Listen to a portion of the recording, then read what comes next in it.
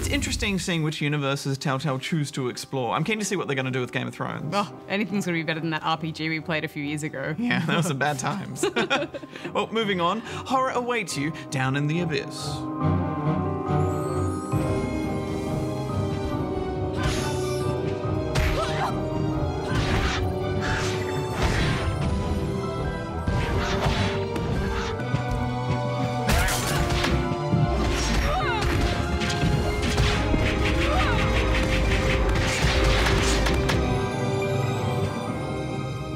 Abyss Odyssey is a 2D brawler brought to us by Ace Team, who are based in Santiago, Chile.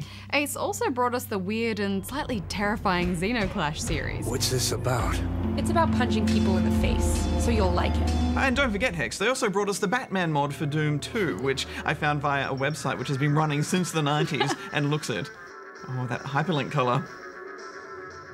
But Abyss Odyssey is far from weird. In fact, it's a beautiful looking fighter with some really interesting ideas. The story goes like this. It began long ago with a warlock. A warlock has fallen asleep and his dreams have become real. Nightmarish creatures manifest and crawl their way up through the ground to harass the townsfolk above.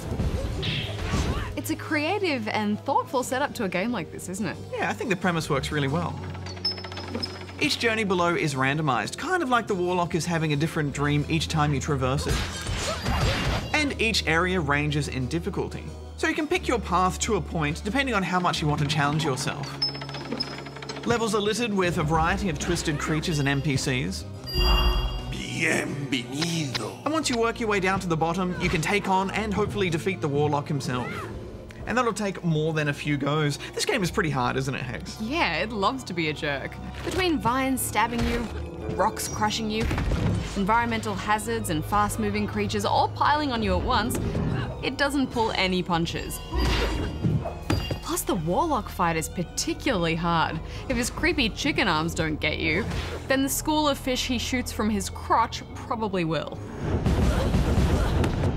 I have to say, Barjo, that particular attack really surprised me. Yes, that was a new one. Haven't seen that one before. What I like most about this game is how high stakes the difficulty is, and that makes you really crave those health orbs that drop. Because when you die, you lose all your gear and then you're sent right back to the top. That is, unless you're rich enough to buy a checkpoint token, and I rarely was. I think the idea of this game is to level up as much as possible, learn to be a better fighter, and then slowly become strong enough to take on that final boss. Yeah, it's a bit like a roguelike in that way, isn't it? At least the special moves you get are permanent, and they make the game feel even more like a fighter. I found that just one new move would change my strategy entirely and keep things interesting. Plus, you can also carry a second soul.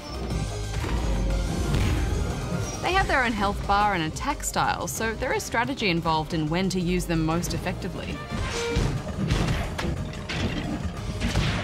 And when you die for reals, you instantly take over a generic soldier and try and finish the fight. I will avenge you, Katrien.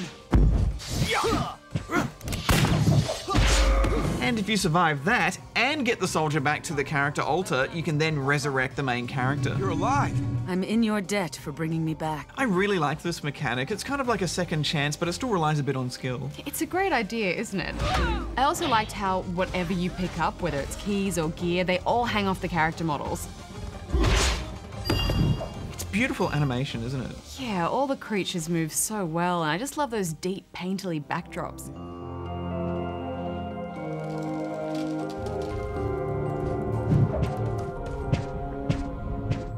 I do have some issues with the moves though, and it's more about the controls really.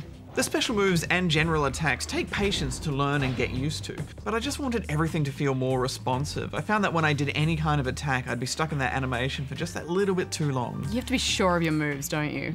There are ways to put in some defense skill points and make things a bit more fluid without as many interruptions though.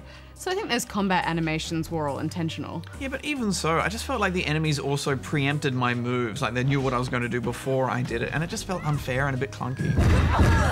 Yeah, but then I think that just in turn makes you switch up your moves and treat this more like a fighter, and I like that.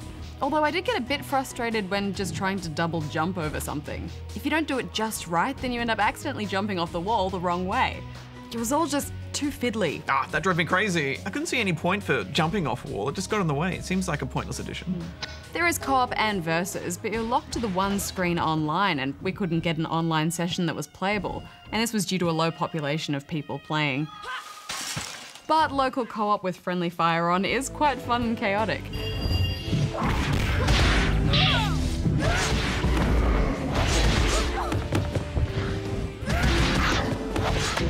Overall, Hex, I quite like this, but I never got used to that combat system. Even 4 or 5 hours in, I was still struggling with it, and more importantly, I didn't feel like I was getting much better at it, and I just couldn't get past that. So I'm giving it 5.5 out of 10 rubber chickens.